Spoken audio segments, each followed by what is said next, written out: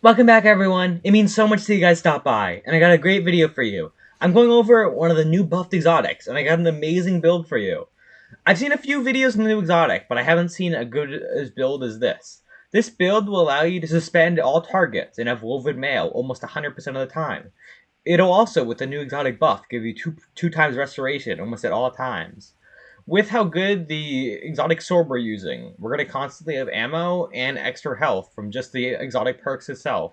We'll also have anti-barrier, and we'll be running double special, so we'll be getting even more heavy ammo because of the bug that still persists. It means so much that you guys stopped by, and I got a great video for you and a great build explanation. So I really hope you guys stick around, and I hope you guys have learned something from this build and might take this away and use it in some harder content. This build I was testing 16 under. I definitely think you could use it in 20 under if you really master it, and even in GMs you might be able to use it if you're very good with it. It's definitely a build that gets better the better you play with it, and it's definitely a skill issue exotic where, like, if you're really good at using it, you could use it to great effect, but at the beginning stages of just using it for the first time, it was a little bit clunky to use, but it did, in the end, after some practice, got very good, and I started to use it in a little bit harder content. It just means so much that you guys stop by, though, and I can't wait to get to this explanation, so here you go, guys. Okay, guys, for this build, we're running the lash aspect that when we use our class ability, we suspend targets in a line. Then we're using Into the Fray, so when we destroy tangles, we get woven mail. And we'll be running the shackle grenade to suspend targets when you throw that. This is definitely slower because they nerfed the threat of generation, but it still does work with all of our grenade mods and stuff. We try to get as many as possible. Then we'll be running the threat of warding, which will allow us to get wolf and mail and orb pickup. And then one of our most important, the threat of mind, which will give us possibility after getting suspended kills. Then we'll be using threat of continuity to increase the suspend of our abilities, and threat of generation to increase our grenade recharge rate. For our mods, we'll be running three grenade kickstarters, and then 2 invigorations. This is all going to get our grenade back as fast as possible. Then we're running a stack on stack, so we get 2 charge of lights, so we can use that with our grenade kickstarters to get more grenade ability. We're going to be getting charge of light from our Reaper mod, which will allow us to get our orb of power whenever we spawn our barricade and then get a kill. We're going to be constantly getting our barricades with the other fragments that we have, which will give us a bunch of class ability with our normal class ability feeding into itself by how we suspend all the targets almost at all times. So we're going to be using that all the time, so we may as well run Bomber to get tons of grenade energy, and we're going to keep cycling them back and forth. Because the grenade suspends, we can keep overlapping and keep using the threat of mind over and over again, so we're going to constantly have our abilities back, and it's going to work absolutely great. We're going to be running those with the Stronghold. There's a whole host of benefits now with the maximum guard equipped stat, and then we're also going to get reduced damage while guarding, and then rapidly damaging targets after blocking shots with the sword grants restoration for a duration by the number of blocks. I didn't really notice how much longer it was really doing. It seems like it was normally from like 2 to 3 seconds of restoration. So I don't really know if that's fully working, but it did already just work really well with how like the 3 seconds of restoration just really helps. That's really it for the build. It means so much that you guys stop by. I'm using the Lament, which actually has Tireless Blade, which getting sword kills has a chance to give you sword ammo, which actually really helps. We get a lot of.